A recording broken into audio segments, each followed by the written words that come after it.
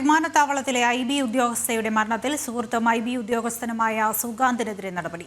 സുഗാന്തിനെ സർവീസിൽ നിന്നും പിരിച്ചുവിട്ടു. കേസിൽ പ്രതിയായ വിവരം പോലീസ് ഇന്റലിജൻസ് ബ്യൂറോയെ അറിയിച്ചിരുന്നു. കേസിന്റെ വിശദാംശങ്ങൾ പരിശോധിച്ച ശേഷമാണ് രഹസ്യാന്വേഷണ ബ്യൂറോയുടെ തീരുമാനം. വിവരങ്ങളുമായി തിരുവനന്തപുരത്ത് നിന്ന് പ്രശാന്ത് ശങ്കരമംഗലത്തുണ്ട്. പ്രശാന്ത്, എന്തൊക്കെയാണ് വിശദാംശങ്ങൾ?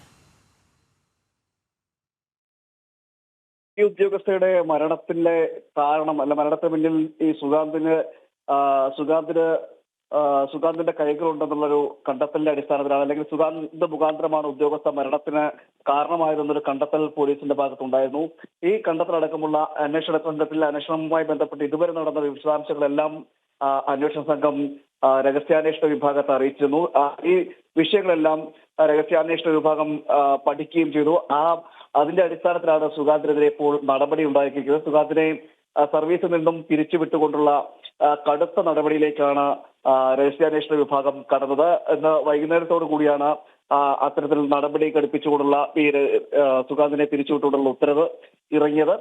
കേസിൽ ഈ തുടക്കത്തിൽ തന്നെ കുടുംബം ഈ സുഗാന്തിന്റെ സാന്നിധ്യം അല്ലെങ്കിൽ സുഗാന്തും കേസുമായി ബന്ധപ്പെട്ട കാര്യങ്ങളെല്ലാം ഒരു ആരോപണമായി ഉന്നയിച്ചിരുന്നു. തുടർന്നാണ് പോലീസും സുഗാന്തിനെ പ്രതിയേർത്ത് അന്വേഷണം നടത്തുന്നത്. അതിലാണ് ഈ സാമ്പത്തിക ഇടപാടുകളോടൊപ്പം തന്നെ ഉദ്യോഗസ്ഥയെ ശാരീരികമായി ചൂഷണത്തിന് വിധേയമാക്കി തുടർന്ന് വിവാഹ വാഗ്ദാനം നൽകിയും തുടർന്ന് ഉപേക്ഷിക്കുന്ന ഒരു സാഹചര്യം ഉണ്ടായിരുന്നു. ഇതിലെ മാനസിക സംഘർഷത്തിലാണ് യുവതിയുടെ മരണത്തിലേക്ക് എത്തിയതെന്നടക്കമുള്ള കാരണങ്ങൾ പോലീസ് കണ്ടെത്തി. ആ കണ്ടെത്തലിന്റെ കൂടി അടിസ്ഥാനത്തിലാണ് സുഗാന്തിനെതിരെ പോലീസ് അന്വേഷണം ഘടിപ്പിക്കുകയും എന്ന സാഹചര്യം ഉണ്ടായിരുന്നു. തുടർന്ന് പോലീസ് കേസെടുത്തതിന് പിന്നാലെ സുഗാന്ത് കുടുംബസമേതം ഒളിവിൽ പോവുകയും ചെയ്തു.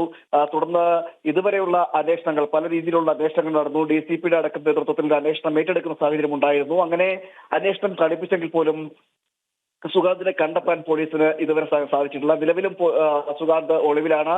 തുടർന്ന് അതിനിടയിൽ മുൻകൂർ ജാമ്യത്തിന് വേണ്ടി ഒരു ഹർജി ഹൈക്കോടതിയിൽ സമർപ്പിച്ചിരുന്നു.